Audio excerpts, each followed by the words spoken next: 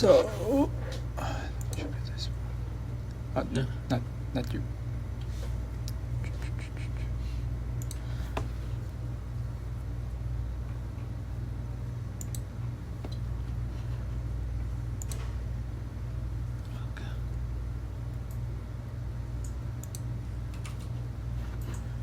Okay, so how should we start? Well, I mean, I would like to see the structure. Have you checked the what's it called, what I mentioned about doing it with You mean with space fill? Yeah, you mean something like this? But I only tried for the dark structure, and what I thought at the beginning is that there's only shows the like some surface of it, but however, if I show like this, the atom is. No. That's not. Let me take a look. Okay. So what sphere have you? So what sphere size have you chosen? For I think 1.7 for the carbon. If I remember correctly, it's not 1.7 because that would be the diameter. Really? I mean, I am sure that the van der Waals radius of carbon is 0.77. Van der Waals radius carbon. Wait, the radius is 1.7. So what's 0.77?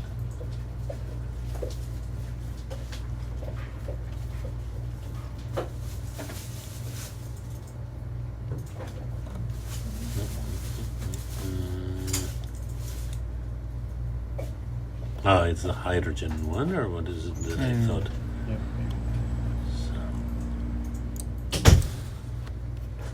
Carbon 0.77. Let me just check what am I thinking about. 0.77. What is it? Nanometer?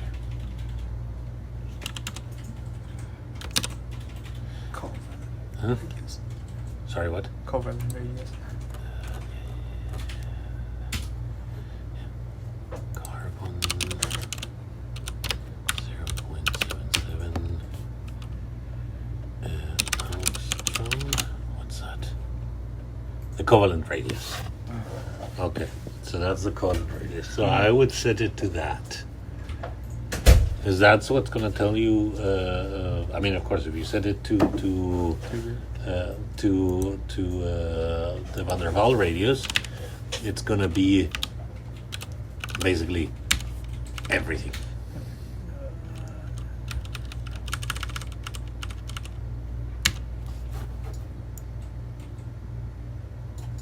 So, yeah, but the problem is that you're not seeing sort of what you want to see. So let me just hide everything. Show cartoon. Show sticks organic. Okay. Then we can show sticks resin 395, isn't it? Plus 384 plus 390. Let's go for the ones that are interesting, isn't it? Yes, so, there's a lot. So maybe you can open the one. Sorry, it's fine. Press ID. No, because at the moment we want to take a look at what's happening there. Okay. So this is the situation, isn't it? So first, let's take a look at the dark structure by itself. Okay. So now what we're going to do is show spheres. Press ID. So let's go here. Show spheres. Okay. Now set transparency. How did you set the sphere transparency? Set sphere transparency. Sphere underscore transparency. Transparency 0. Yeah, I want to see them first. Okay, to see what we're looking at, especially because the transparencies are not exported. Yeah, so if later you want to build a model outside, so you want to build your figure, the transparency will not be exported as a transparency, but as a combination of color. So that means that it starts to produce weird effects. So I don't recommend that you do that. What I recommend is that you set up your scenes in layers. And so that you make a non-transparent background for the structure, a non-transparent sphere, a non-transparent highlighted residues, and then you combine everything together in Inkscape or Adobe Illustrator or whatever you prefer. Okay, so here we have the situation, and so here we see this is what. Sorry. So this is the dark structure, isn't it? I think it's dark. We'll go up. Yeah. So this is dark. So let's This is map. You don't need map. remove everything. Okay, so this is dark. Yeah. Isn't it? Okay. So now, where is the one where it's open? How do you mean? So one where the TPP is sorry, where Q390 has moved. From one. But TPP has not yet formed. I think 300 nanosecond. 300 nanoseconds. Okay. Let's see. Hide spheres. Okay. Yeah, but of course here you still have them, the two of them, isn't it? Yeah, I mean in the structure I haven't removed the. Yeah, that's what I'm saying. So so this is Alt B, isn't it? Or which one is Alt B? This is close to. This is FAD, so this is Alt A. This is Alt B. Yeah. So that means that Alt B disappears, isn't it? Alt A disappears. Alt A disappears. So okay, then let's do one thing. Copy all dark to all dark, no Alt A. Okay.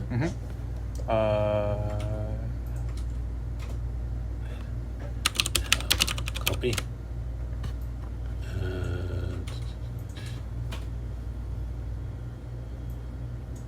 Okay. It's the opposite. Yeah. It's the opposite, isn't it? Yeah, target source. Copy, no, sorry, dark, no Alt A. Okay. Dark, all. Correct? Yep. Yep. No, all dark. Okay. Okay, there we are.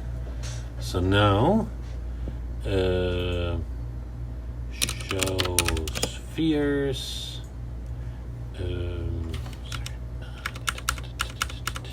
This one shows spheres. Okay.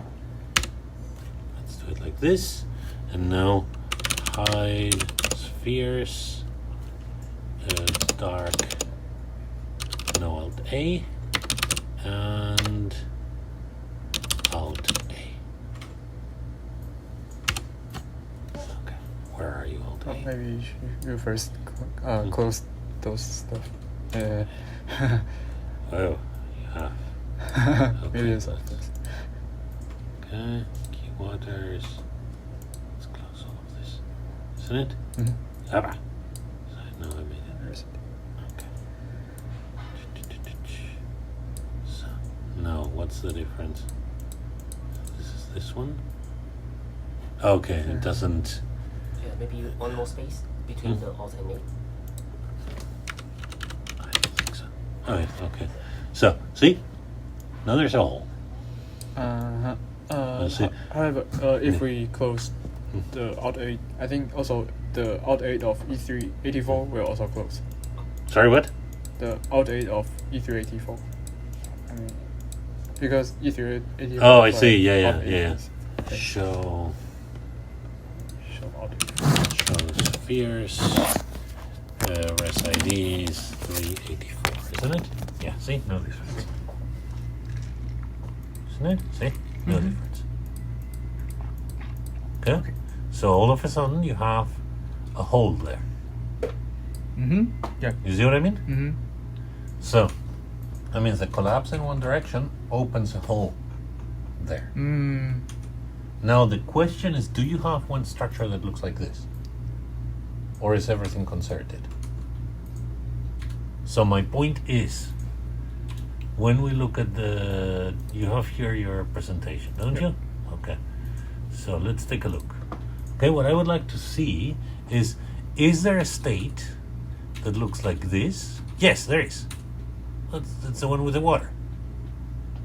See, 1 microsecond. Actually, it start moving like this and then replace like this, because so this is from DL4CC. So first E384 is here, maybe like here, and then move like this, and then move to here. Yes, so that means that the 300 nanoseconds, for example, has some water molecule there, isn't it? And here is replaced I think by E384. So the difference is between 300 nanoseconds and 1 microsecond. Yep. Okay, so let's take a look. Okay, so now it looks like these two are the interesting ones, isn't it? Okay. Well, let's see. Okay. So so let's take a look. So let's do hide spheres. Okay. And let's take a look how this looks like. Okay. So let's turn off this guy, isn't it? So where is? Okay, so here we see it. Here it's moving here, isn't it? So now show spheres. Res. Well, we don't need that res. Resin. Around 3 and resin. What? Select.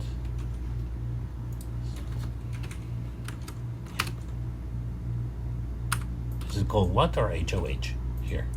What's the name of your water? Sorry, you removed all the water? Yeah. Yeah, you should leave the water. But water is still here. Okay. So that means that you have here. Okay, so we want. Yeah, but the problem is that now we cannot select them by proximity. This is because they don't. Selections don't go from one file to another. You see? Okay. So that's why you need to should keep we it. open a new PC? Yeah, that Maybe might be. first save it. Yeah. Okay. How do you want it saved? What do you want? So maybe just directly save it like this. Yeah.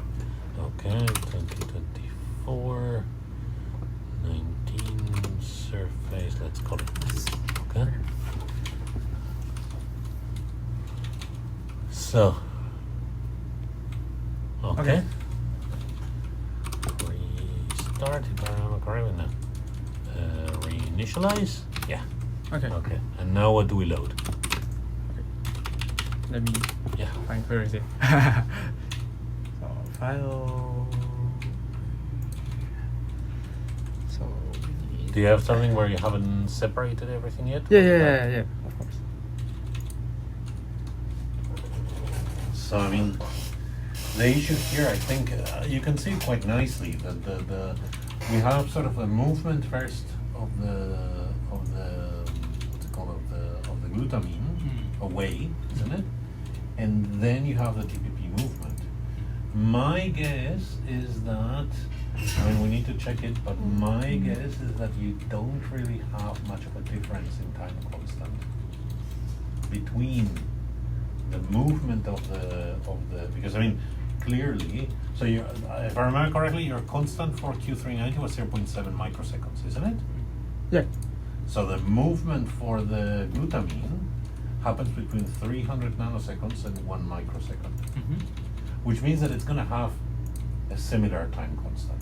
So the last one with no movement of E384 and the first one with movement of E384 is between 300 and 1 nanoseconds and 1 microsecond, which means that the time constant is going to be maybe a bit slower, but I think within a time scale that is very, very similar.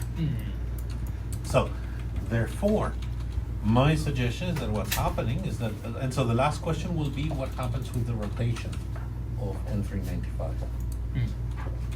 So if the rotation happens at with the same time constant, with all of this, so you see if we can say, oh, see, one is at 0.7 microseconds, the other one is at like 2 microseconds or so, which means about simultaneous, isn't it?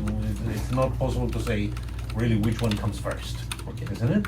So if this is the case, well then everything is happening together, isn't it? Yeah, a few microseconds. Exactly, and since we know from the wild type that in the wild type, since we know with the one without HDF that everything moves much faster, isn't it?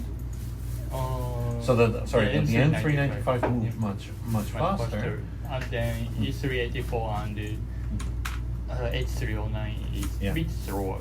Exactly. So how much slower? Do you remember? Yeah, about starting from 30 microseconds. 30 microseconds. So that means that here the movement of the TPP is faster, but the movement of N395 is slower. Yep. Is that correct? Okay. Well, let's take a look. Okay, let's take a look first. Okay, so this is the, okay, so now show sticks SID 395 plus 390 plus 485, isn't it? Sorry, 385. Yeah. Sorry, 384. 384. Height sticks SID 385. Okay, there we have it. So this is it, isn't it? Okay. So good. So now this is 300. Okay, so then let's see. At 3 microseconds, 300 nanoseconds, you have movement of this guy, isn't it? Yeah. So when do you see movement here? So let's see. Okay, so this one we see bigger movement later, isn't it? You mean? So this is the final position that we're gonna obtain. Yeah. Finally. So 1 to 3 Yeah. microseconds. I think 3 microsecond. Yeah. From because 1 microsecond 384 still, like only position 1 oxygen on the replace the water and Yeah. then later another oxygen go to close to N395. So then my question would be, okay, so if that is the case, then the next question is, so how about this movement around the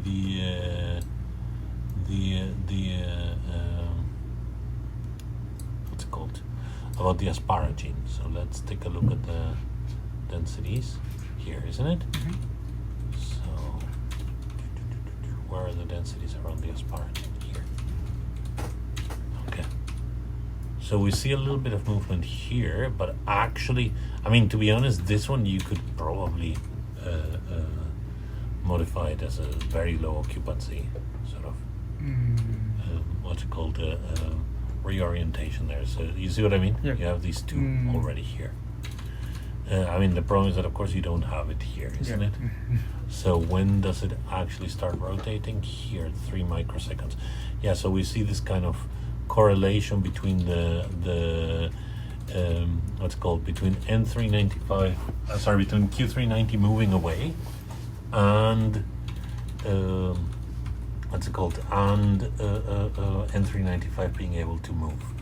So then my question is there a, so my first question would be, is there a what's it called, a steric hindrance between Q390 and N395?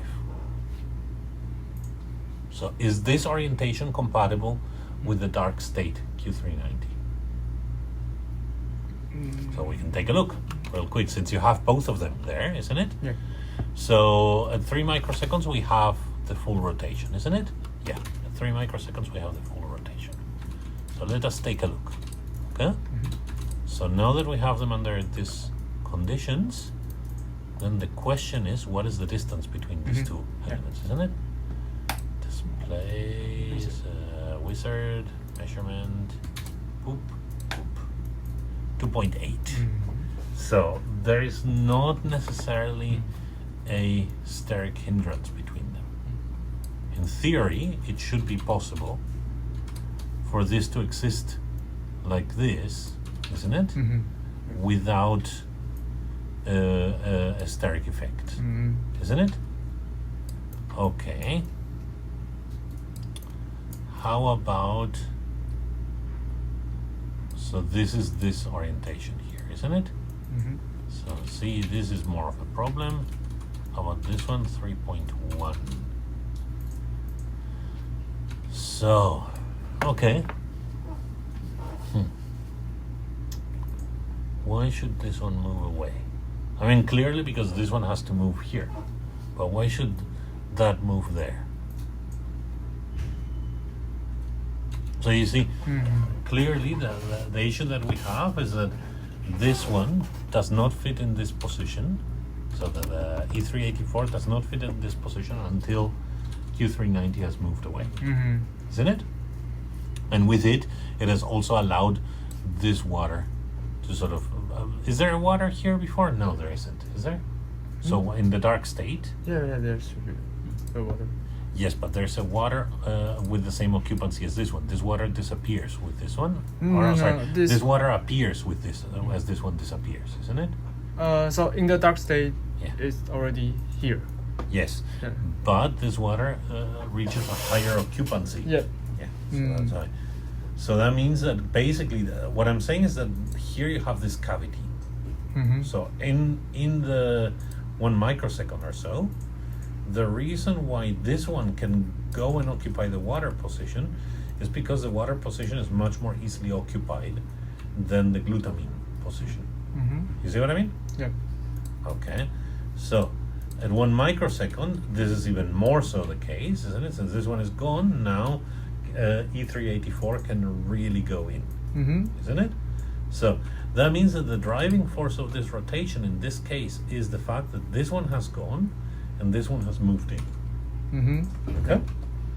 So then the question is, why should this be the case? Isn't it? So, well, my suggestion is that here there is a new possible interaction, isn't it? So these two, there should be, so this is the other interaction that we might find, isn't it? What other interactions are there here? So, or let me show show sticks by res ID 390 around 2.5. Yeah, 2.8. Okay. So, see. So this is going to show all residues that are within 3 angstroms of this structure. Why is this tyrosine not there? What is this? Oh, so this tyrosine is the one that I mentioned, maybe like okay, but that's an around exact 1 one. Yeah. We move a bit like this. Yeah, but I mean it's still within the same orientation. So, okay, so what's the distance here? Wizard measurement.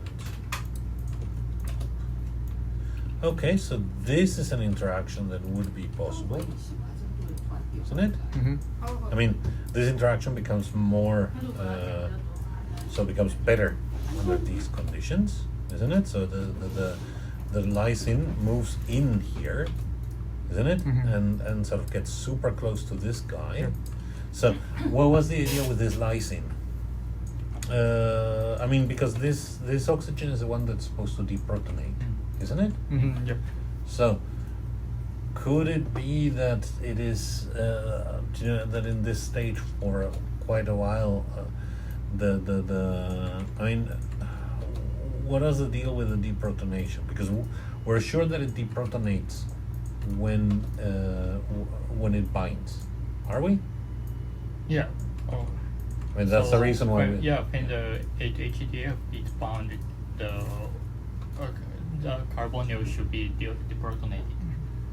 Exactly. Yeah. So, which means that now it's actually become quasi-protonated, isn't it? So since it's now quasi-protonated, the charge of the lysine is lower, isn't it? So I mean, in this time-resolved state, the charge of the lysine is lower. Okay, so we may be seeing a bit of electron donation going on there. You see what I mean? So the lysine donates the proton, and here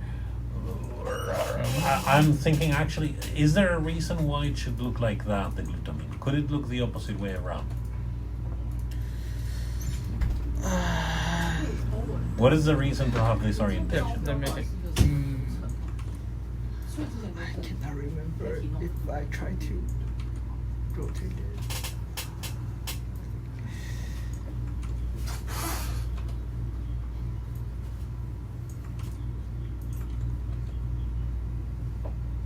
Maybe I need to try to refine it again in the dark structure to check is there any difference in the Yep. map. The reason is that at least on the right side, to me it looks much more logical in the time resolved structure, and the nitrogen would be pointing in that direction. Because if we're going to argue that what's happening is that now we have a hydrogen bond there, the logical situation is not that the lysine needs to donate another proton, but rather that the lysine is accepting. Can it? No, not really. No, it has to be like this.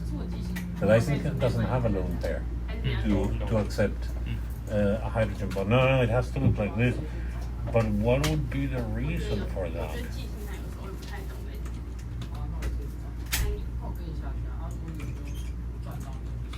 Because I mean, the whole point would be that the lysine would become more basic by interacting with the carbonyl.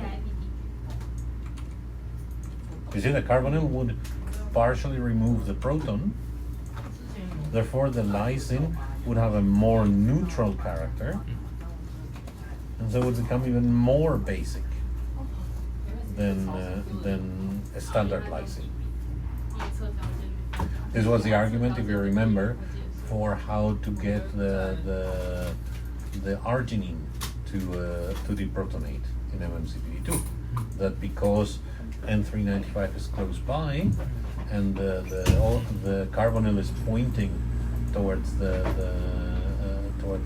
FAD, well, what happens is that now you necessarily need a proton there, isn't it? And so therefore it becomes more basic. So the N5 position becomes more basic, and so drives the proton loading there. You see what I mean? But that would mean that it's a weaker acid, and we're supposing that this lysine will probably exist in the protonated state. It's a weaker acid, and therefore it would become a better, it would interact with the 8-HDF deprotonated state more like a hydrogen bond than, but no, I don't think that makes a lot of sense. So let's see, what's the distance in the dark? The distance in the dark also looks pretty close, isn't it? I know it's much more reasonable. So it's in the light that it becomes super short. How good is the density there? Can we say that?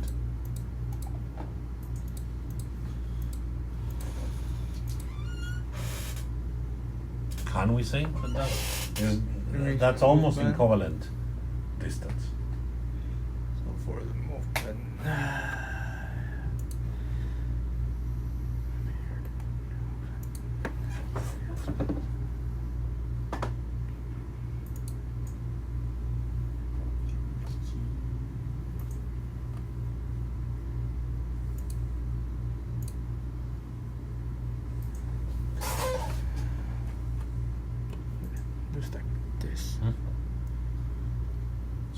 very weak.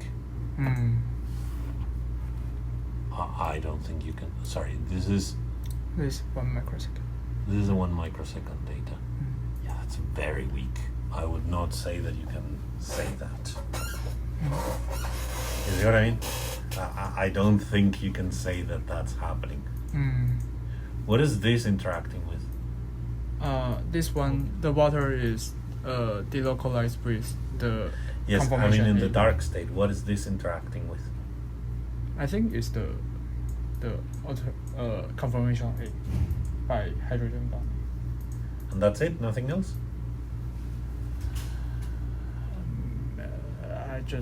I only look at that. So what water number is that?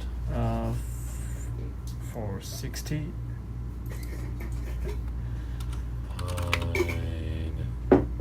Everything resin what?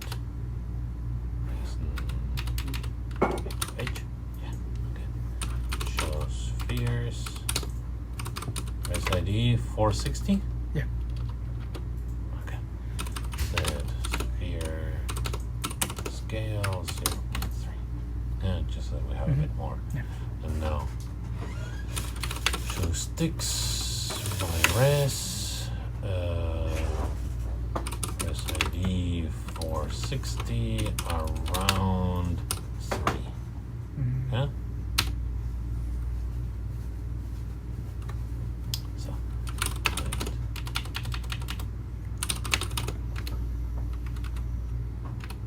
Okay, yeah.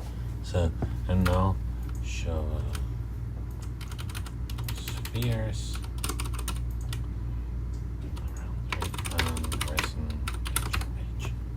Nothing.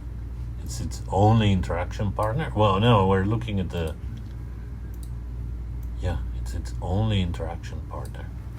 Well, let's see within 3.2. So there's a water network there. How does that water network look here? I haven't refined the water. Okay. in- I mean, in the that's dice structure. it's important to check. Okay. And what if we do?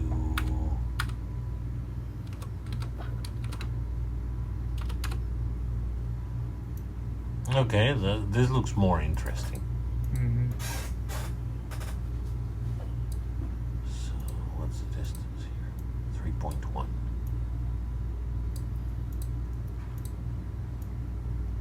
Yeah, see, this is not compatible. Yeah, I mean, Huh? for this it's too close. Yeah, that's why I'm saying. So, and this water disappears when this one moves in, isn't it? And so then it starts to interact. Yeah, probably with these two. Sorry, it disappears. Yeah, and it goes away. So because it's interacting in the dark, it's mostly interacting with that guy, isn't it? So that's. So these distances are the same. Okay, so it's pushed away, and it used to interact with the tires. That's the more reasonable explanation. Yeah. I mean, that distance. Now, show sticks organic, and the tyrosine again used to interact with this guy, isn't it? So this is kind of the hydrogen bonding network. And in the 3 microsecond state, this one disappears, gets replaced by this one. What's the distance here? Yeah, 3 angstrom. Yeah, but so this one I haven't refined for tyrosine. It should be like a bit. okay, so what's the? Can we see the color? This one. Maybe not for this one. Let me think. Yeah, please go ahead. Let me check if I can found from here. I only have 3. No, nothing.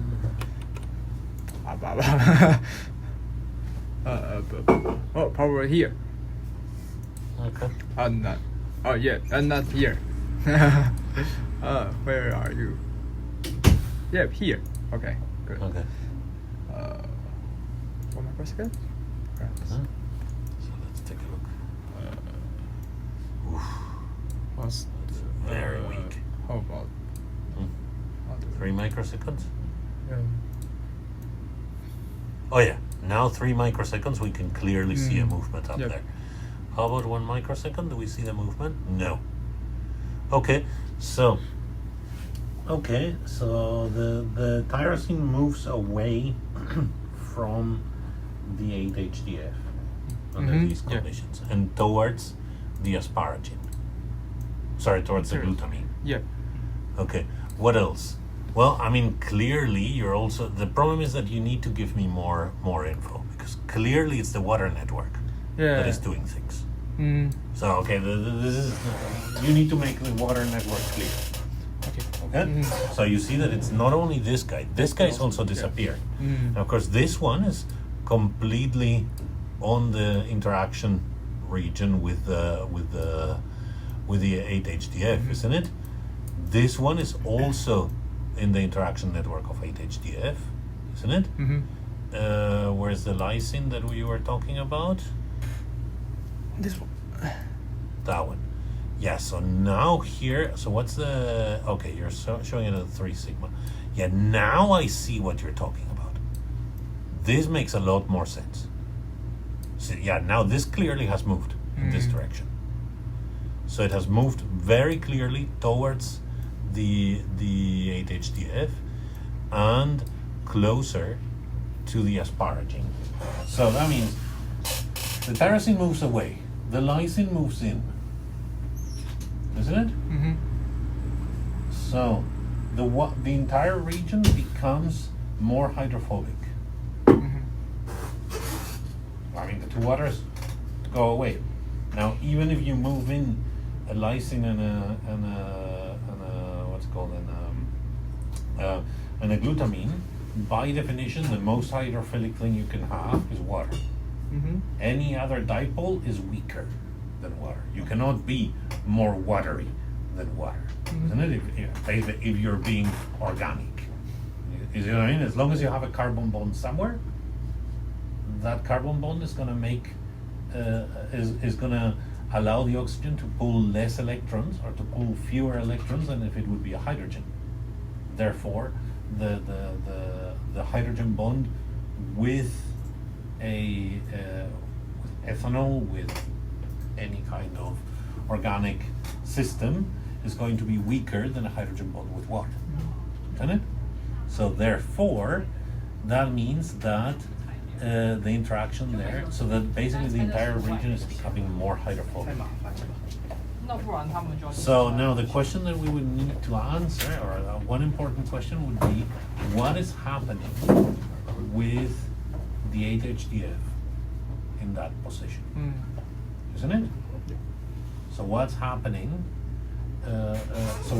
Because it looks like the entire thing is moved by the oxygen, by the oxygen on 8-HDF.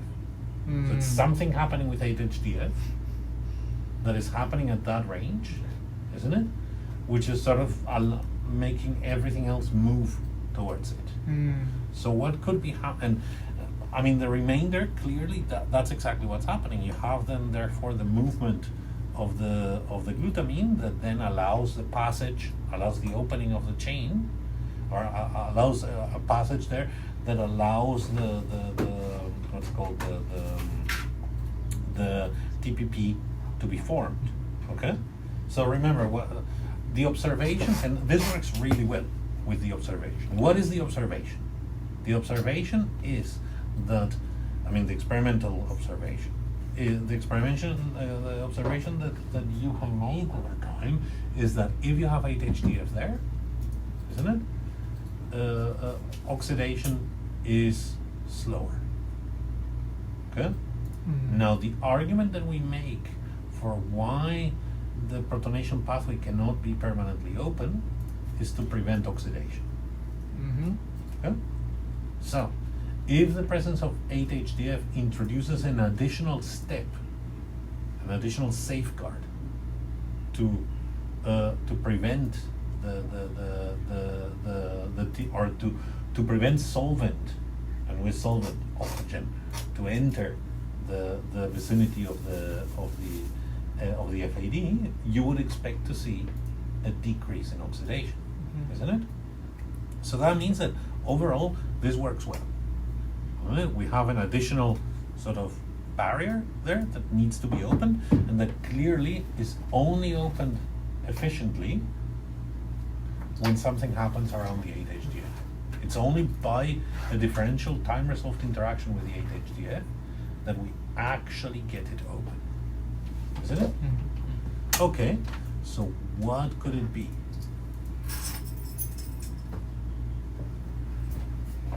Yeah, so the issue now is, and it all is about the 8 position. That's the 8 position, isn't it?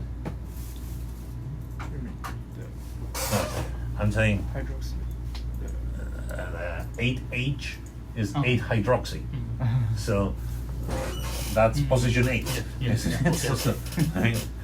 That's the reason. So okay, which I mean also is nice in the sense that if I understand it correctly, this is not exactly how does FMN look like? FMN doesn't look like this, isn't it? FMN looks like FAD, but with a single nucleotide, isn't it? What I mean is, on this side, we have 2 methyls in FMN.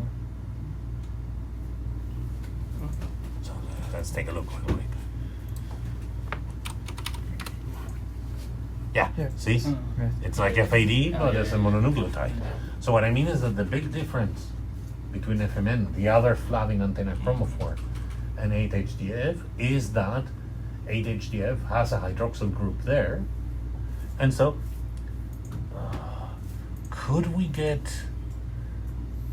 would it be possible to build to have a ribotyl, what's it called, what's the name of it? Lumiflavin, is it? Or let me check. It's lumiflavin, isn't it? Lumiflavin. Yeah, lumiflavin. Isn't it? Not yeah, exactly.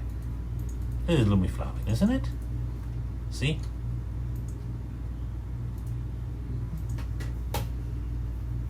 So let me take a look real quick. I get confused.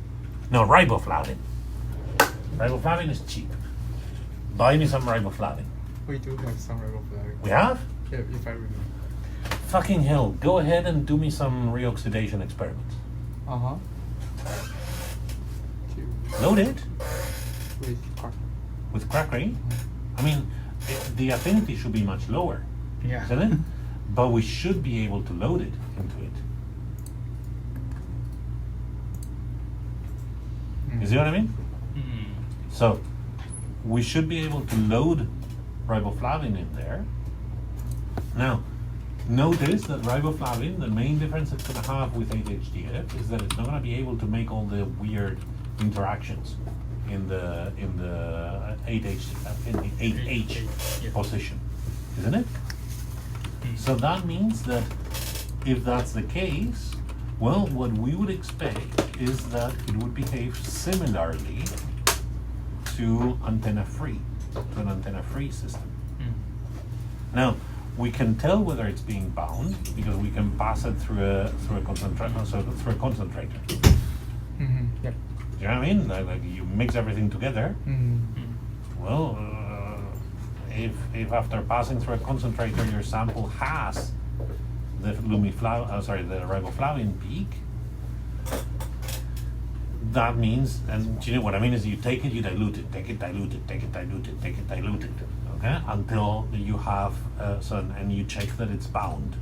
So by checking that it's actually in there, isn't it? Yep. So if you get that, then well, we can see what happens. See what the reoxidation kinetic is like that. Yep. Okay.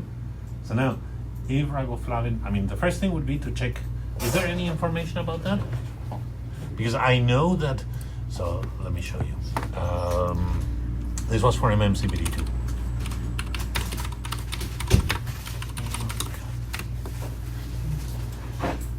So I'm saying? Because this experiment was done for MMCBD2. Huh? And so see, MMCBD2 here. So it binds 8-HDF. And so see, they tested 8-HDF, MFMN, DLC, la di da di da, experimental procedures. See, what is this? So soaked with 8-HDF or grown with 8-HDF. Okay, blah blah blah blah blah. So here we see that this is with 8-HDF. This is la di da di da. So here, what is this? This is with an assisted needle lens, so it's comparing different photolyases. It shows that it has 8-HDF, and it compares soaking with in vivo. So now, la di da di da di da di da. This.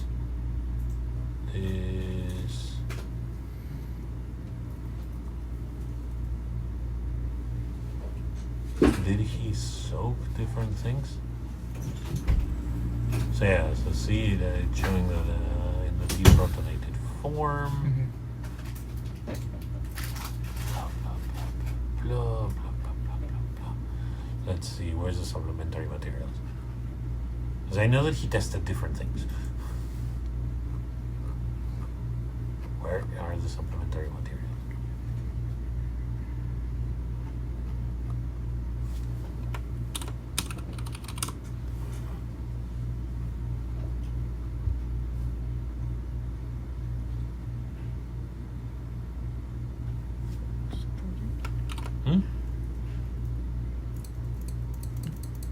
No. Experimental procedures.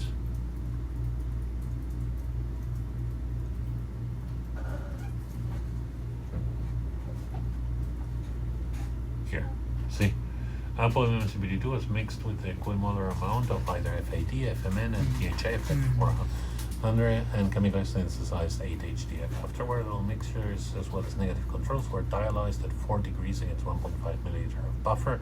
Because I taught him how to do this experiment because I was using the exact same system for doing refolding studies, and so I showed him how to use this. Okay, so it's not here. Then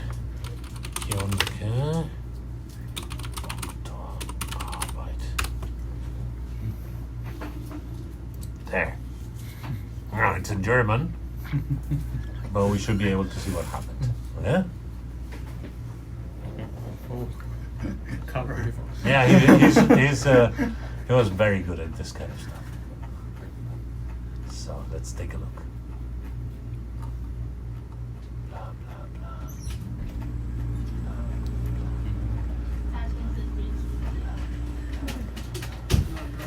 Blah blah blah blah blah blah blah. Okay.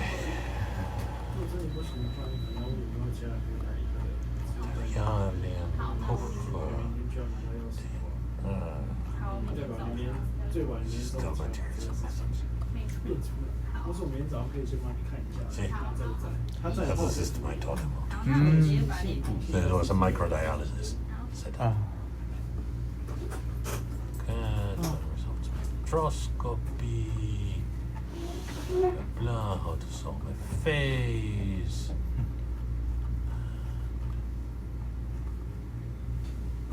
Okay, results. There we are.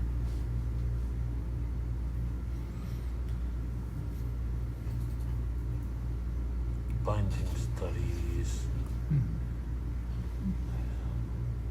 Let's see.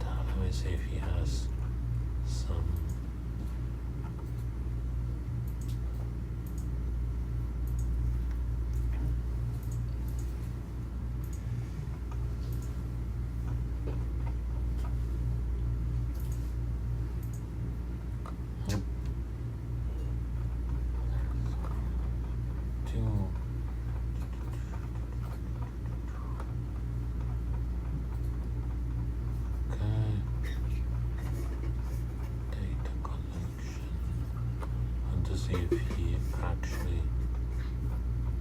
auto reduction, mutants, spectroscopy. So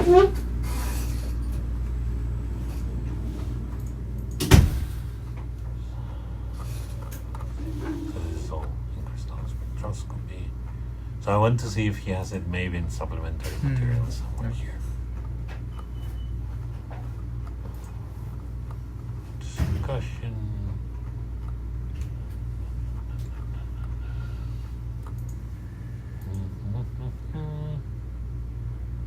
Say this is the FMN binding side.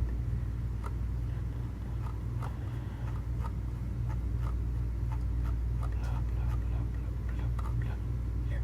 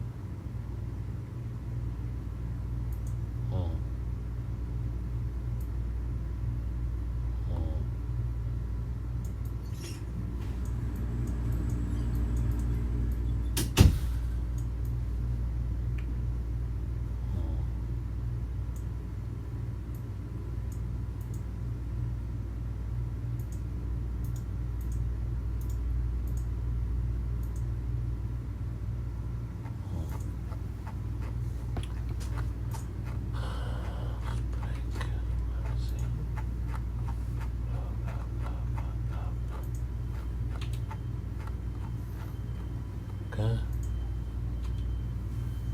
Spectroscopy. Nope. So he didn't put them into. So probably they were completely empty. So they didn't bind at all. So, I mean, you can try.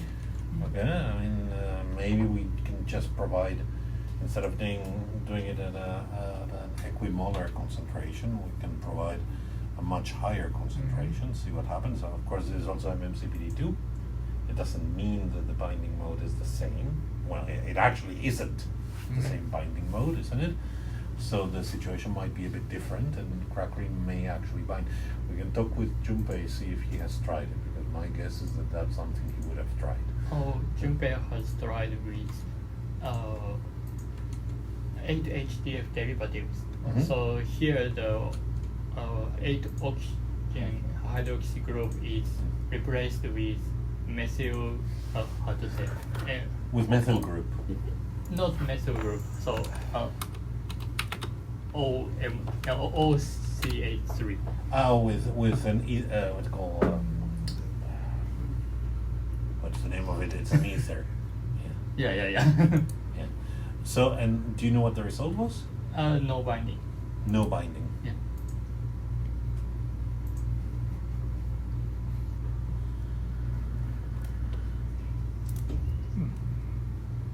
But for 6-4 dries. Yeah. Yeah. But I mean, Yeah. So I'm just wondering if we could do something. How about if it gets completely removed? Because I mean, of course, if you have the CH3 there, the problem you're gonna have is that it's bulkier. Yeah. So how about having nothing? No. He hasn't tried it. Hasn't. Do you know what I mean? So maybe because having a hole there is easier than just sterically. I mean. Yeah. I think because I saw the very crowded condition. Yeah, that's around right. the atom. That's right. Yeah. That's right. So that's why I'm wondering if the very crowd. So if that would be possible. The reason why I'm thinking that is, could we get it to do something? So could we get? Basically, my question would be, can we get a system where the antenna is there, or where there is an antenna there, but where the reoxidation happens as if it would be an Apple system. That would be sort of the big question, Yeah. isn't it? So, okay, well, let's leave that on the side. We can actually discuss that with Junpei when he arrives. I think the key point now is that there is quite a clear point of view, isn't it? Something is happening on the F8 on the 8HDF. Yep. That something is forcing the what's called the Q390 to move, isn't it? There is a water being displaced, so the water exits 8HDF, isn't it? Or the 8HDF active site, and in concert, Q390 moves in. Then, in concert, and to replace the water, basically, tyrosine moves slightly away, allowing Q390 to come in, and also lysine moves in to a very close position. This, to me, indicates somehow an increase in the basicity of the O minus, isn't it? So the O minus has to become so strong that now the lysine H3, so that the H3 becomes almost like a shared covalent bond. You know what I mean? Now we cannot tell the difference between what is the covalent bond. Remember that the reason why we say it has to be 2.8 or something like that, is because you expect a 1.2, 1.3 distance to the lysine, isn't it? And about a 1.5, 1.6 distance, angstrom distance to the hydrogen bond donor. You know what I mean? The entire bond is kind of a bit short on the side, shorter on the side of the donor than on the acceptor. That's how you know that the donor is the donor and the acceptor is the acceptor, isn't it? So now, if basically what can happen if it compresses, what that means is that now the proton exists, so that the hydrogen bond character of the bond is decreasing and being replaced with more of an ionic or what's called or a covalent situation, isn't it? So the idea being, for example, if you look at basically you could think of it as I don't know, for example, the bond between hydrogen and chloride in HCl, isn't it? That bond is very short in the salt, I'm saying, or no, sorry, not in the salt, in the gas, isn't it? And once you mix it in water, then it breaks apart because of the ionization. But remember that this goes well with the idea that actually that could be the explanation. If the water is leaving, the ionic strength is increasing. You see, we're nearing vacuum permittivity, isn't it? And if we're nearing vacuum permittivity, that means that the salt bridge will become stronger. That is so that would make the entire bond much tighter. Yeah. Isn't it? Okay, so that's at least a working hypothesis. We see the two waters moving away. So, okay, could you write it down? So because we can start to think about tests that you can do. Okay. So the first test would be, okay. So our hypothesis at this point is that the vacuum, so that the water release from the environment surrounding the 8HDF, isn't it, initiates or decreases the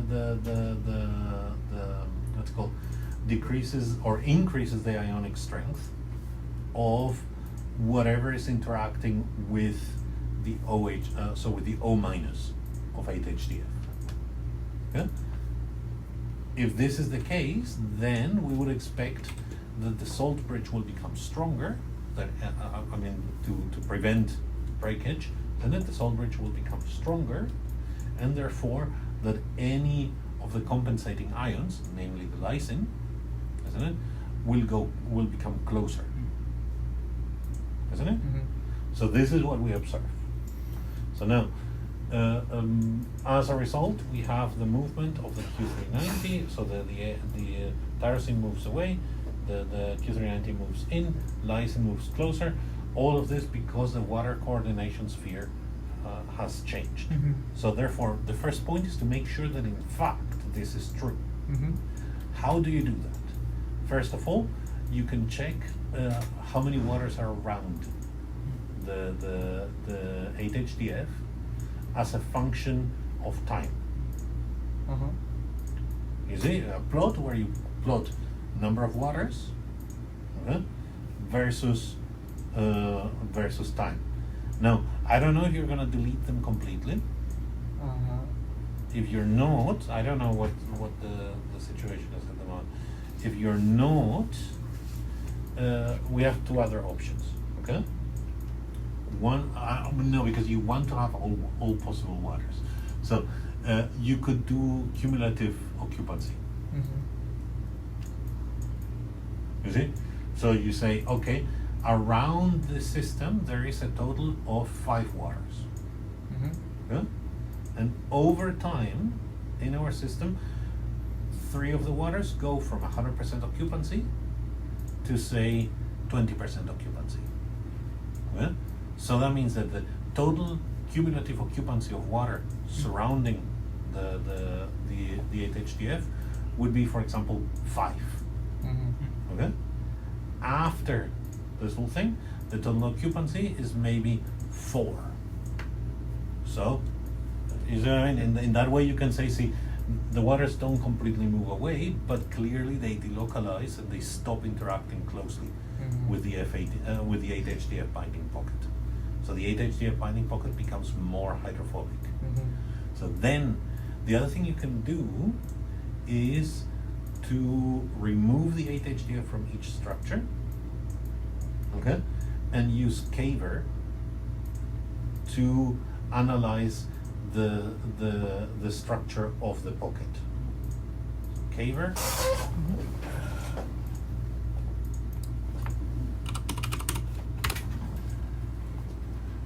Caver. Yeah, now.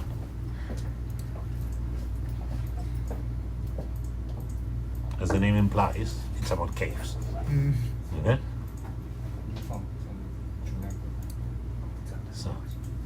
And so Caver is a software tool for analysis and visualization of tunnels and channels in protein structures. Okay? So with this you can actually take a look at how the basically what cavity is left by the absence of 8-HDF. Okay? And so with this you can calculate the size of the cavity, what kind of interactions are there, and so on and so forth. You can regulate also the design of how big is because the way this is done is it rolls a dummy atom on the surface of the protein, and it considers a cavity whatever region it is where the atom can actually penetrate. And, by default it's using an atom the size of the oxygen in water, okay? But you can define the size. My suggestion is that you probably want a smaller size so that you can penetrate into the 8-HDF cavity. So what you do is you remove the 8-HDF, and with this it will calculate the cavity, and it will tell you what atoms are interacting or are pointing towards the cavity. And so you can do a measurement over time of how that cavity looks like. Okay? You can check also my what paper is it? Where did we do that? Yeah, the check please the twist and turn paper, the IUCRJ paper on MMCPD2. We did a similar thing to analyze how the what's called the unpaired bubble behaves.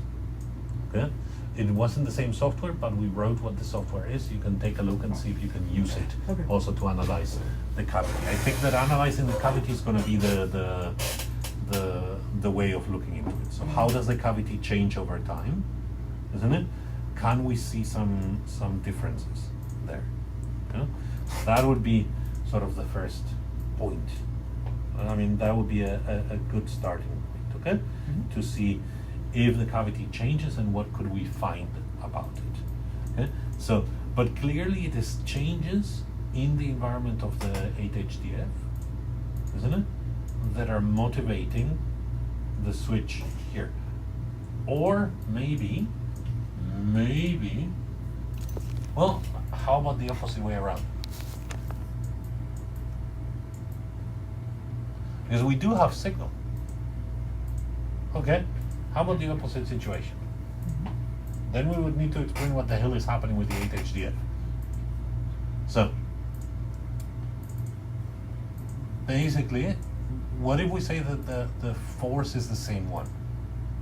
So, basically, we say the presence of the 8HDF forces glutamine 390 to position itself between E384 and N395. Yeah? In a situation that actually prevents torsion of N395. Isn't it? Maybe that's something you could, you could try to start to do a bit of simulation. Okay? I think that's actually not a bad idea. Let me explain. Okay, let's turn it around. Okay, let's think of it about some tension being accumulated. FAD turns into FAD dot minus. What does FAD want now? Well, it wants a proton donor. Isn't it? So that, and what proton donor does it want? N395. Isn't it? That's the proton donor it wants. So N395 is sort of pushing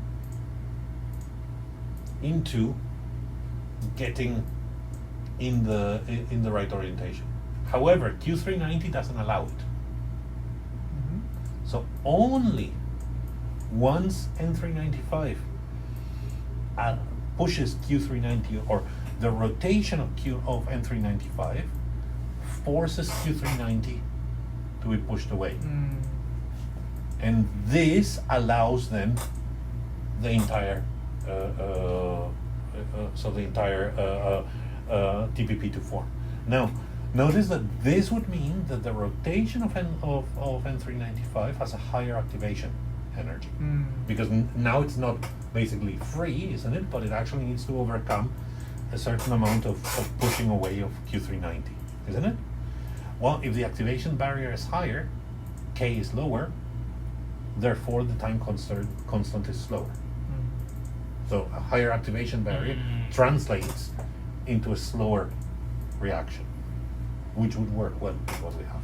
Now, once the rotation happens, Q390 is pushed away, forced into the orientation that we have there.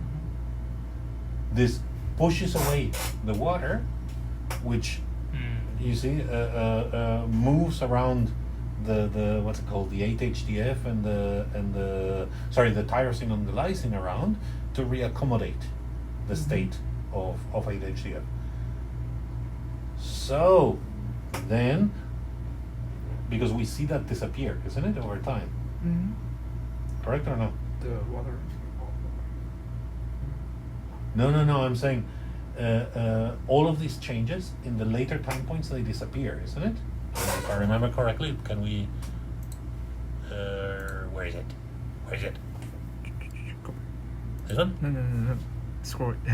What is it? Further. You have too many things open. This one? Yeah, see? 3 milliseconds. Where do you have it? This guy, isn't it? So 3 milliseconds. Well, it could be returning. We need more data. So if this is true, okay.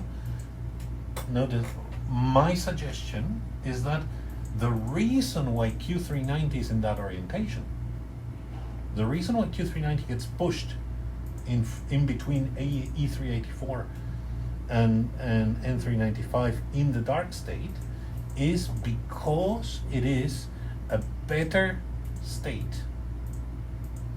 So it's a more stable state than towards the 8-HDF binding site. Mm-hmm. You see what So what does that mean? Well, that means that, why? Because it would force all of these weird changes in the 8-HDF active site. So now let's think conversely. We have a high energy state, which is the FAD dot minus, which requires stabilization. Yep. We pay for that stabilization by rotating this, which pushes the Q390 away, which raises the energy of the 8-HDF binding site, making it less stable. Mm-hmm. Yeah? So that means that this, as soon as it can, it will push the Q390 back into position. Uh-huh. You see? Mm-hmm. So when will that be the case? Well, we know when that will be the case. When the protonation happens. Mm-hmm. We know that when the protonation happens, the position of N395 is very similar to the one of the oxidized state, which means that now Q390 should have enough place to go back. So observe that that means that now we have a motor force or a driving force for closing the TPP as soon as possible.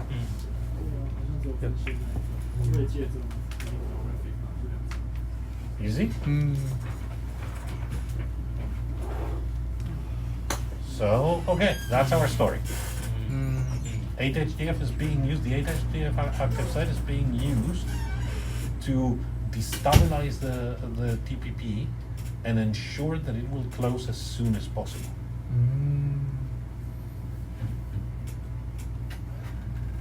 You see? Yeah. So, with you see do you see the components? Yeah. Okay. So what we need to know. So for this, what should happen is that we expect. What are the conditions that we would expect here? Well, we expect a concerted mechanism between N395, Q390, and E384. Mm-hmm. So it should be the movement of N395 that forces everything to happen. Isn't it? Yeah. So, also notice that another advantage that this would have is that actually everything moves together. N395 is only in the position to accept a proton once, or yeah, actually this would work perfectly. If we think about E384 and H309 as moving more or less by themselves, slowing down N395 would guarantee that we have, so that basically everything is built only when everything is ready for proton transfer. So minimize any option for an oxygen to come in. You see what I mean? So that means that, okay, so we have Q390. Sorry, we have N395. N395 starts to push. Isn't it? Starts to push, push, push, push. So at some point it manages to break through Q390 and forces it to move away. Mm-hmm. This is at a time where E384 and H309 can already move into position in the microsecond time scale. Yep. Now we have the entirety of the TPP built up, isn't it? So now we also have a high energy state for 8-HDF. 8-HDF is in a slightly destabilized, the 8-HDF active binding site is in a slightly destabilized situation, isn't it? Mm-hmm. So which means that one way do we have to repair that? By pushing Q390 back into the original position. At which point would this be possible? Well, it will be possible when N395 returns to its original position. Mm-hmm. So, okay, now we can start to think about things we can do. Okay, if this is going to be our story, let's start to think about things we can do. Mm-hmm. The first thing we can do is we can test if the Q390 mutant changes its photoreduction behavior in the presence of 8-HDF. If this is true, severing Q390 should sever, or destroying, mutating Q390 into alanine or something like that, should destroy or should sever the connection between 8-HDF binding site and FAD binding site. Mm-hmm. Isn't it? Therefore, we would expect that the stabilization of reoxidation seen by Yuhei cannot be seen anymore. Mhm. The protein should behave essentially like an 8-HDF free cracker. Yep. Okay, so that would be the first thing. So please do that. Okay? Okay. I think, and we have Q390. Okay. So Q390A. So express it and run those experiments. Okay? So that will be point number 1. And again, remember to express also the wild type, and so that you can compare the two. Okay? So, and you may remember how you did the early oxidation experiment. So let's hope that you can run them here as well. Okay? But this is I think this would be a very good support experiment for this study, isn't it? So this would be point number 1. Point number 2 would be to check how the pocket changes, the 8-HDF pocket changes. Okay, see if the pocket has any difference in it. I mean, like difference in volume, difference in size, different atoms that are in there. For that, please check the twist and turn paper. There was you can read the software that we used to do so. Okay. Okay, so that would be the next point. The other ones to check.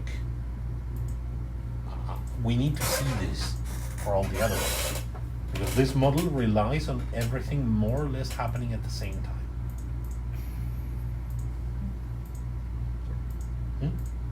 We need to see the kinetics for N395, for E384, for the waters, for H309, for everything, because this model relies on everything more or less happen in a concerted fashion, isn't it? Everything should happen within the same time frame, unlike the 8-HDF, unlike without 8-HDF, where N395 movement happened much earlier than TPP movement. Okay, so now this brings me to my last point. Okay, because clearly here you can see some signaling here, isn't it? Yep. But we see that the cross-like signal only appears at 3 microseconds. So here comes my next suggestion to you. I want you to do the CC analysis from UK, because my prediction would be that we have a third initial conformation of N395, which is the one pushing. We can see it here. See, this conformation here has 1, 2, 3 blobies, like this, isn't it? At 100 nanoseconds. Here, we see the start of the cross conformation, isn't it? And so, by 3 microseconds, we have the cross conformation fully. So, my suggestion is that this one and this one represent a different state of N395, a state which is the one pushing on Q390. You see? So, you see what I mean? Because obviously what's going to happen is that we get the push. So the FAD becomes FAD dot minus. This is going to force N395 to do exactly what we're seeing here. What is it that we're seeing? Well, what we're seeing is the oxygen moving away. This is exactly what we saw for MMCPD2. During the 8-HDF state, during the FAD dot minus state, what we saw was a movement away of the carbonyl. The entire N3 equivalent to N395, N403, moved physically away from the FAD. Yeah? Why? Because remember that in MMCPD2, the N403 is interacting via the carbonyl with N5 and via the nitrogen with this carbonyl, with this one here. Okay, so what's the problem with that? Well, the problem is that now it cannot rotate anymore. It's fixed on those 2 points. Doing a rotation would break this one. You see what I mean? So it cannot bring the nitrogen to this position. So what happens in the FAD dot minus state? What happens is that instead of rotating like this, it does like this. To move away the oxygen, because of course the oxygen is highly electronegative. You don't want to have a highly electronegative thing next to another highly electronegative thing, namely a radical, a reduced radical, isn't it? So therefore it moves away. This is my guess of what's happening here. So therefore my suggestion is that 10 nanoseconds, 100 nanoseconds, 300 nanoseconds correspond to one conformation. 1 microsecond will be a bit by itself. And then 3 microseconds and beyond correspond to a different conformation. And if we go to a later time point, we will get another one. Namely, the one for where the nitrogen has moved. Sorry, the one where the oxygen has moved to this position closer. So basically, this one. Notice. Look at it. It's the opposite orientation. Sorry, yeah, exactly. Look at it. The blobs are in the opposite orientation. Yeah. That means that this one is moving the oxygen away. You see? So this could be a high tension structure where the rotation is prevented. The rotation of N395 here is prevented because Q390 is there. Okay, now I see. Now I see the point. And yes, now I know what we can say. It's the hydrogen bond. It has to break that hydrogen bond. It's within 2.8 angstrom, which means that there is a hydrogen bond between N395 and Q390 in the dark state. Therefore, in order to do the full rotation, it needs to break that hydrogen bond, which previously did not exist. So we have introduced an energy barrier, namely one hydrogen bond. You see? That's it. We have it. Okay? So now what I want you to do, so this could be another option. Okay? So basically do a cluster analysis, see if we have it. Now this also leads me to a very clear answer as to what we need to do in February. We need the 30 nanosecond structure so that we at least have, hopefully, 3 in the cluster. And we definitely need later than 3 milliseconds. Isn't it? Yeah. So that's what we need.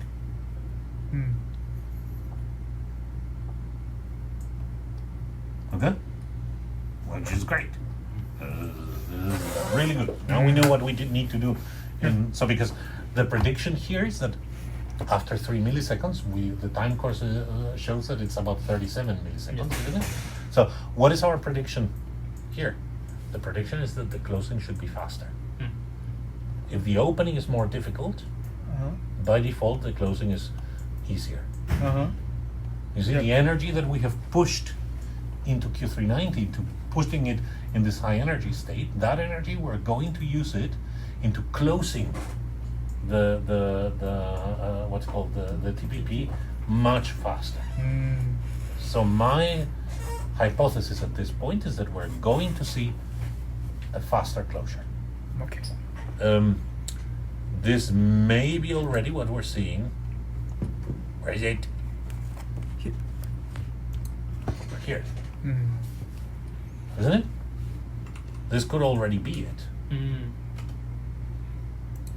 So what's the situation in the very late stage? 3 milliseconds. Yeah, this could already be. You see it? I mean, if we look again, where is it? This guy here. Where do we have it? I had moved, made a copy somewhere here. So let's grab it. And let's move it over here. Where was that? Further on. This one. Yeah. See what I mean? This could already be a mixed state of that one. You see, this one is disappearing, this one is appearing. The blob up there is becoming a bit weaker. Well, this one is remaining. So this could already be this guy. Another important feature. Notice that the FAD effects stay much longer. Yeah. what is it, at about 1 microsecond or so? When do the FAD peaks disappear? 3 microseconds. Okay. 3 microseconds. 3 microseconds. Well, in your case, we can still see them up to 1 millisecond. So they stay much longer. Yep. Well, what does that mean? Well, that the FAD needs to use flapping to stabilize itself, just like we saw in MMCPD2. Again, some of the driving force that may be forcing it to close later. You see? So, you see? Okay, so yeah. So next thing you could do, I think this could be also good for you, would be to try and simulate. So basically, what I would do, I mean, probably he just needs to minimize, isn't it? So what I mean is, he takes Q390, puts it in the 2 different orientations, and keeps it in the 2 different orientations. And then calculates the delta G in the environment of the 8HDF. You know what I mean? So, and then we compare what whether the delta G is higher in the with Q391 orientation or in the other orientation. So just take the duct structure or the Yes. incher structure. Exactly. And then you force Q390 into one orientation, and hopefully that will push on 8HDF, isn't it? Or you set it in the other orientation, and that will allow the 8HDF active binding site to be much more relaxed. Okay. You see what I mean? And so hopefully this shows some difference in the delta G. The only issue is, of course, that if this orientation is disfavored, well, we could do that as well. We could show which orientation is favored. You see what I mean? So, well, I mean, my concern is if we do that, if the delta G is higher with the orientation towards the 8HDF, isn't it? If that orientation is higher, or has a higher delta G, well, then in the simulation it's just going to move into the other orientation, isn't it? Yes. So therefore, how are we going to calculate the delta G with it in that orientation? Well, actually, yeah, we could do it. No, I know it. Yes, we can fish it out. We can cluster the data set between the snapshots that have it in one orientation, the snapshots that have it in the other orientation. We can calculate delta G from that directly. 希望可以，别再搞了。 Because what is delta G? 我刚发现一件很可怕的事情， The equilibrium constant. Isn't it? It's minus RT times ln K. Isn't it? 这样的。 So, therefore, and what is K? It's the ratio between 2 different states. If we define the 2 different states as Q390 here or Q390 there, then if that's our only criterion, then we take the trajectory, divide it into these 2 states, count how many snapshots are in one state, how many are in the other state, divide one by the other. This gives us an approximation of the equilibrium constant. Now, since if we put 8HDF on top, I'm going to call it 8HDF and FAD just to give the orientation, okay? 8HDF on top, FAD at the bottom. If the 8HDF orientation has a high energy, a higher energy than the FAD orientation, well then, what do we expect to see? We expect there to be fewer snapshots at the top than at the bottom. K will be smaller than 1, delta G will be bigger than 0. If they're about equally strong, then it will be 1. Logarithm of 1 equals 0. Therefore, delta G equals 0. If the orientation towards 8HDF has more snapshots, one divided by the other will be larger than 1. Therefore, delta G will be smaller than 1. And so we can determine the stability in the equilibrium just by counting snapshots. Is it?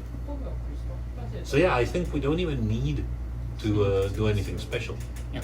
We just have the 8 HDF in there, let the trajectory run, let it run for a good long time, so that we have lots of data, maybe even run it in accelerated mode. Okay. You see, because in accelerated mode, we should be able to sample more, isn't it? The transition should happen more often, so the energy barrier should be smaller. So we should approach thermodynamic equilibrium better in accelerated mode. And then just cluster the entire trajectory as a factor of the position of Q390 in the dark state. And then we calculate it. Can we force the Q390 to exist in the light state? So I'm thinking basically yeah, what we could do is introduce a do you remember how to introduce? Yeah, we can introduce a harmonic restraint. So a non-fixed harmonic restraint interatom, basically like a NOSI restraint between N delta of N395 and the FAD. No, sorry, not N, exactly, and the FAD N5 position to force it to rotate. Oh, okay. And then we don't need to modify anything else. Do you know what I mean? We don't care whether it's FAD dot minus or not. We just care about what it will do to the Q390. So we force it to rotate so that it's in the 3 and the 90 degrees rotated state by having that bond slightly strengthened, isn't it? Yeah. And when we do that, now we check again in the trajectory what's the behavior of Q390. Has that changed? Yeah.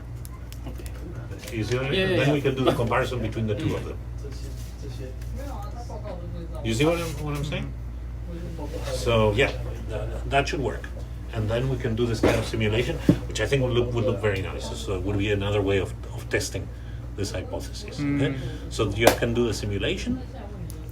You can already look into the data that you have. We know what to do for the next beam time, and you have an experiment to do in the lab. Okay?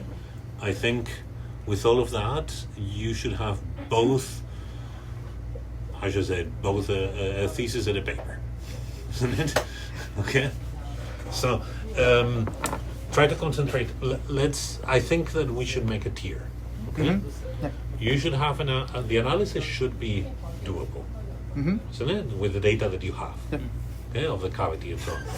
And the experiment should also be doable fairly quickly. You know how to express a protein, you know how to mix with 8-HDF, and you can do the photoreduction and reoxidation experiments fairly easily, isn't it? Okay, so those parts should be fairly quickly done. The simulation would probably take you some time to understand how Amber or what's the name of the other program of Genesis. Genesis, Yeah. how Amber or Genesis work. Yeah. So I think that may take you a bit more time. Actually, the problem is to get the force field for 8H. I know. That's why I'm thinking that it will take some time. Junpei should have. Junpei has an 8-HDF force field? Yeah, I think so. Yeah. Okay, good. Or actually. No, we could ask. Actually, in the previous time, I prepared the force field. Really? So you should have it somewhere. Yeah. Okay. Well, yeah, but I mean, we can ask him tomorrow. So, but what I mean is that also, if we want, I think you should do it. Yeah? So that means that will take you some time. So that can go a bit into the back burner. Mainly, what I would suggest there is that you start to learn a bit, either from me or from Yuhei, how to prepare a simulation. Okay. And maybe I mean, if worse comes to worse, if the time comes for you to finish and you don't have the simulation, this is a very nice way of finishing your master thesis. I mean, the document, you could say. So we have all of this information. Obviously, at this point, the question is how thermodynamically, how good does this fit into the whole story? Luckily, we can do simulations where we could analyze the behavior of Q390 depending on the different states. For example, this could be a good setup to try to analyze the situation. We will do this in the future. You see what I mean? So that's also a nice way of sort of wrapping up a what's it called, a story for your master thesis. So don't worry too much about it, but it would be nice to have it. Okay, so yeah, that's it. And of course, the last part, which is getting the data, that's something we will have to do so next February, isn't it? During the next meantime. And also the clustering analysis of 395. Yes. But that's something where I think you have pretty good scripts for it, isn't it? So that's something you could do fairly quickly. My guess is that only with 8 time points it's going to be difficult. Okay. So that's why I'm saying that we need at least one here and a couple here. So if we would have one more here, then you have a cluster of 3.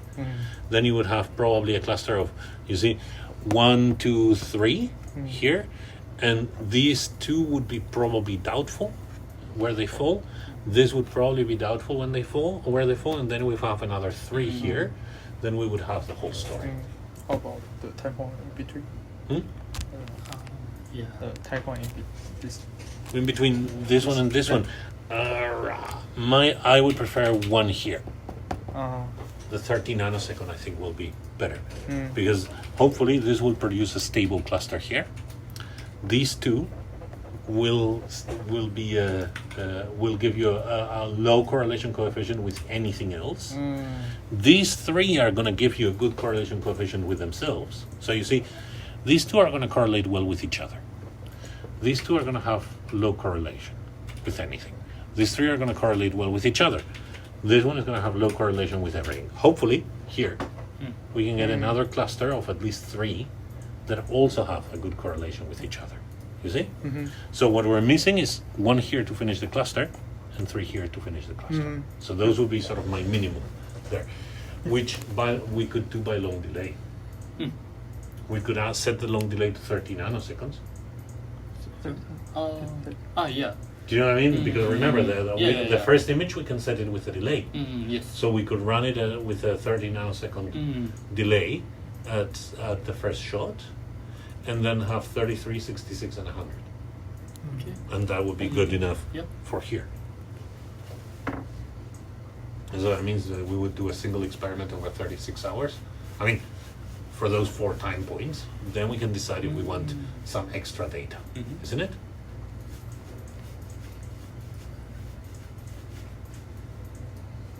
What do you think?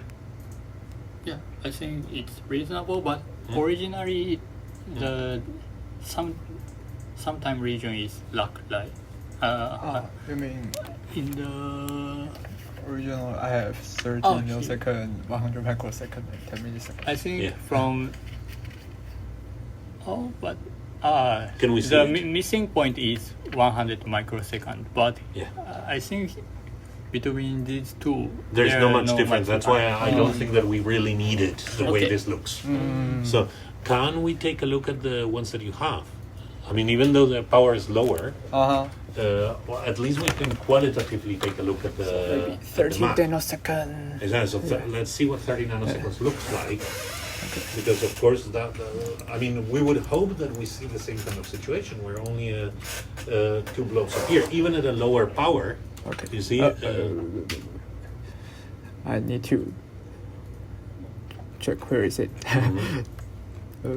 Work. Crystal.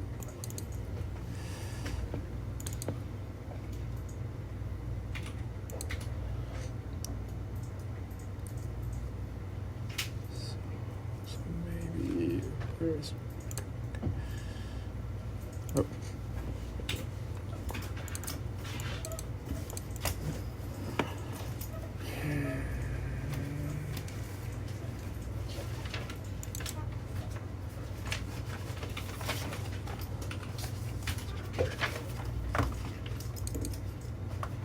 And this is what's the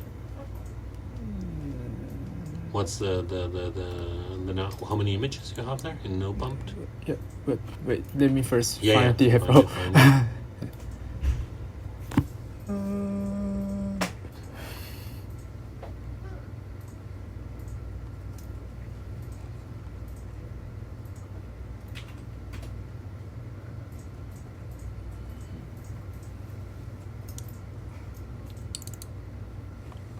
Yeah, there at least you should have the exactly. Without scale. 13. Yeah. But Okay, open it.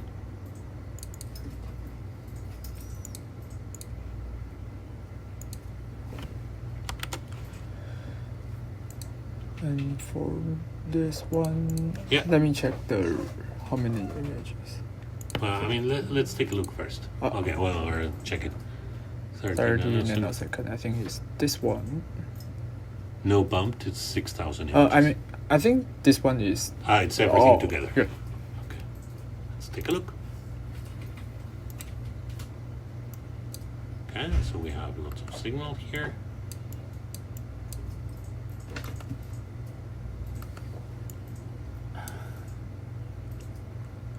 So let's see.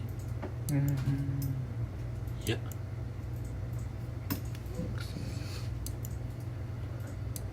Okay, so I mean, where's the FAD? I'm missing it. Yeah, there. Yeah, so it's moving away.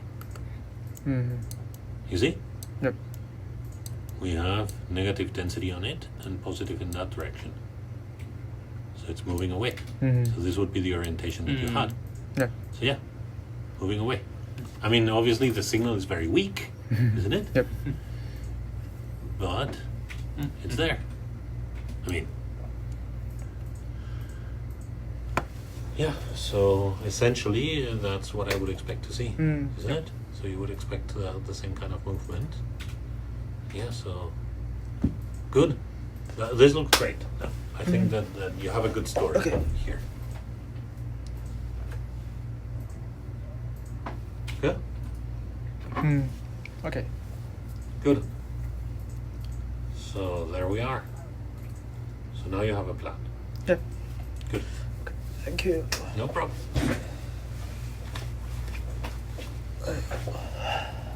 That's what I meant with coming to talk to people. Sorry, kept you